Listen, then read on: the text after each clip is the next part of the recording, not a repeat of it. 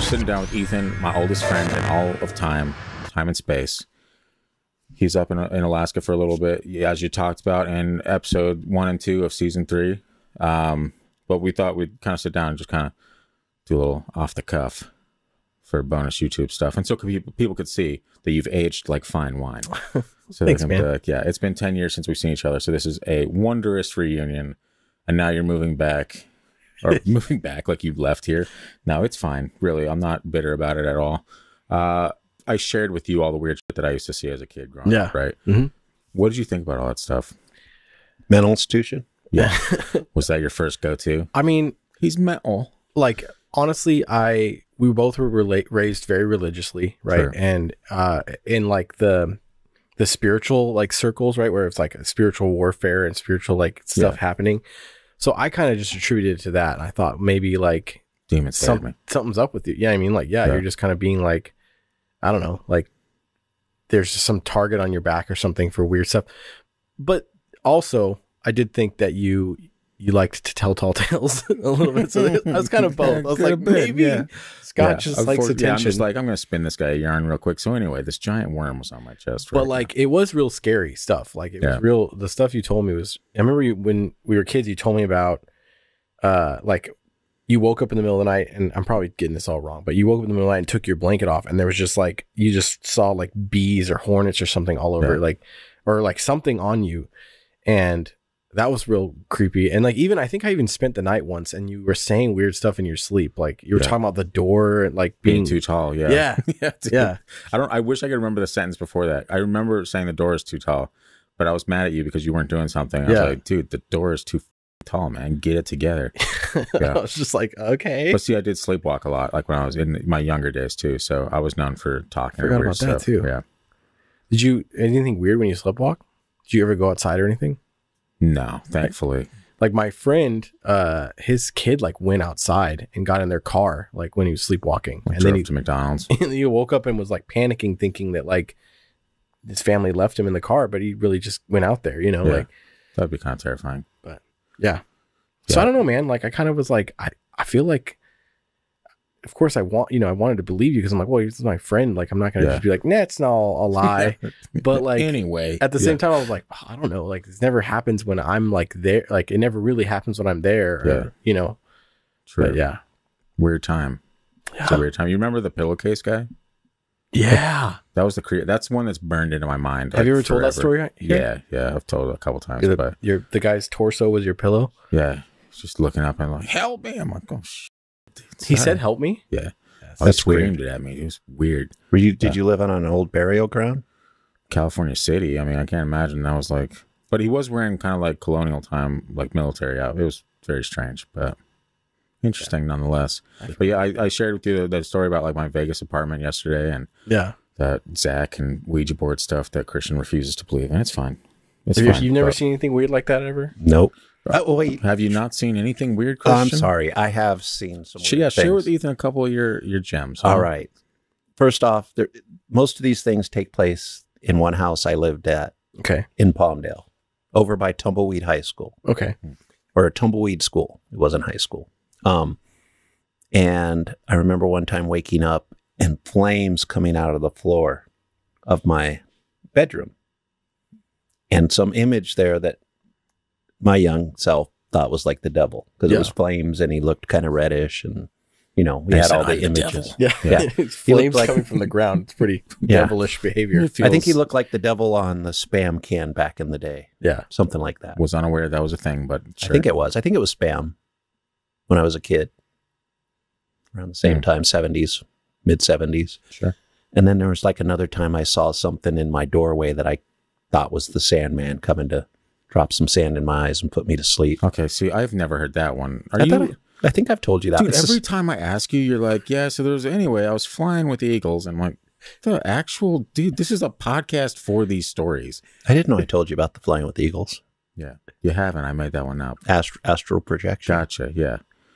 Yeah, so. What do you think that was? You think you were just seeing stuff? Yes, I do. I do, actually. I think I was, but there was, in this area I found out later when I was in high school, like not too far away, was a burial ground.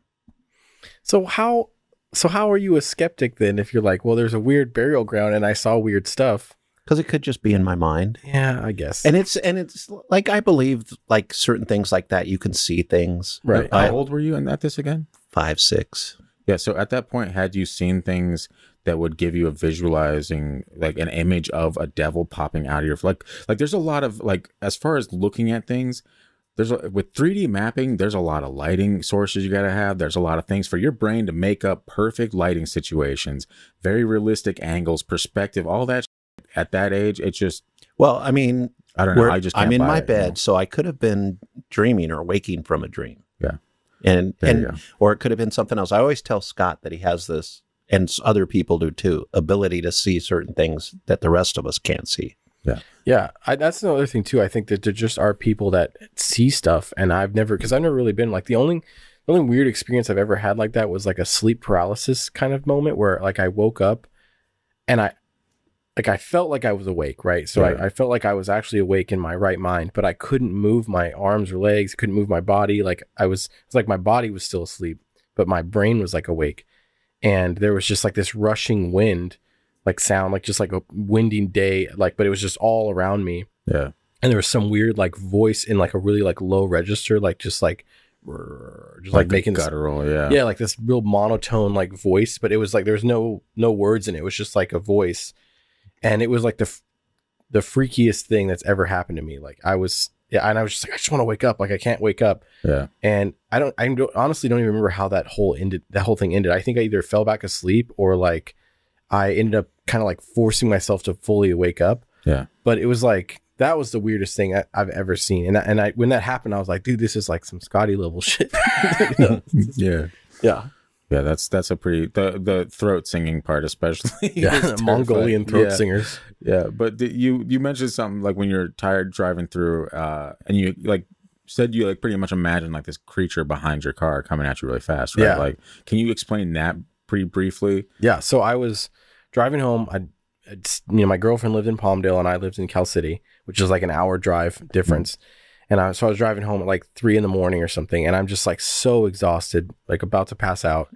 And I start hallucinating, at least this is what I thought. I was hallucinating that there was just this big black, almost like bat, like a big vampire type bat.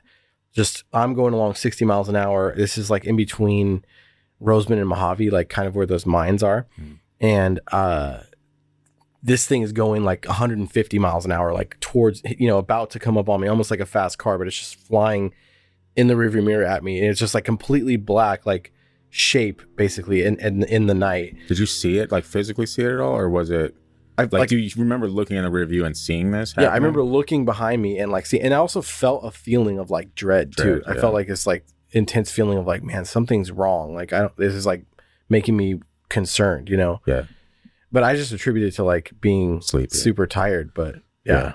I don't know. We've talked. Are there any Mothman sightings in California? No, but there was the Lake Elizabeth monster. Sure, it'd be around there, right? That description slightly.